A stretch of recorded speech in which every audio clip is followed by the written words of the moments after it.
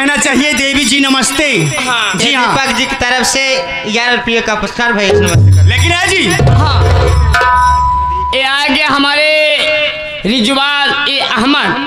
फटाफट अपनी पर्चे बताओ और न कान पकड़ के बाहर कर दूंगी जी। कहा का मतलब आज चारों जनी मिल के आज हमार ले। हाँ, चारों जनी मिल के आज मारत मारत तो हर जीव ले ले हरम जाऊ हो। कहा का मतलब नाम पता पर्चे का नाम पहले जी। हाँ, तो ओ मेरी रेहंडम की खंभा, आज ग्राम सभा रमईपुर में मैं थोड़ा सा और करूंगा।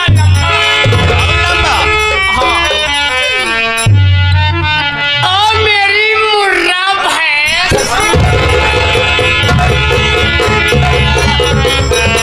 गलती का है तोरे बाप के कमाई खाल पर जो भैंस खाते रहेगा। कोई माटी दिया उन्हों टीवी हाउ। ओ मेरी छोटी वाली पिलाई,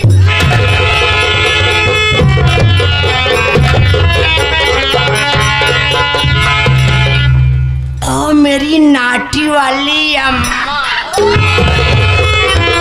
अच्छा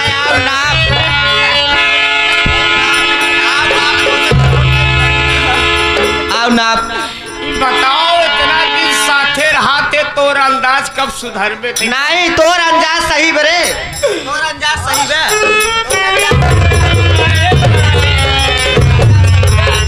तोर अंदाज सही बे। कितना अंदाज वाले है रहते हाँ, कितना तोर अंदाज बा है जी। कहे मतलब तोहार चेहरा हमारे बड़की अम्मा की नहीं लागा था। अंदाज सारी बात छोड़ो। कि हमका बताओ जिनका नाम मूर्त है का इठू देव हम तो नहीं है रे पागल। हाँ ईट देव हम।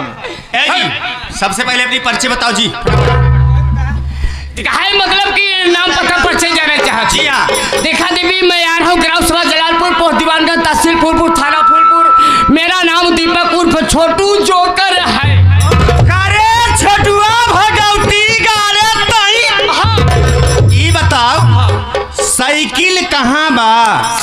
गुफा खिया बा ओकरे है जगह रे कह रे कह रे लटमरुआ के कहन बउआ था जे हमारे घरे कोनो काम आवश्यकता पड़ जाए सामान लिया पड़े तू ही सुझाव। अरे वो नीच आए गलतियां काय लगता है और मारे हमारी लागत समरकी बेटवा है क्या? समरकी नहीं है, हम गोरकी कहे। यहाँ कहाँ है मेरे रे छोटुआ? समरकी जवन रही ना बड़ी बहुत ज्यादा बोलत रही काय काय हमारे बाबू छोड़ दे लोग का। यहाँ कहाँ है मेरे पहले एक बताओ। देखा देवी जी हम आए हैं नौकरी के तलाश में। यानी तुम नौकरी करना चाहते हो? देखो जी, अगर तुम नौकरी करना चाहते हो वैसे तुम चारों बहनों को 2 नौकर की जरूरत है। तुम बहुत छोटे हो, पतले दुबले हो, अकेले नौकरी नहीं कर पाओगे जी। अगर तुम्हारे साथ कोई और है तो उसे बुला लीजिए। देखा देवी जी हम अकेले नहीं, हम 2 भाई हैं। 2 भाई? हाँ। तुम्हारा नाम तो छोटू। हमारा नाम छोटू, हमारे बड़के भैया का नाम मोटू। छोटू बड़ा हो मोटू देख ले, दुनिया की नौकरी लगा दी तो सब कमा।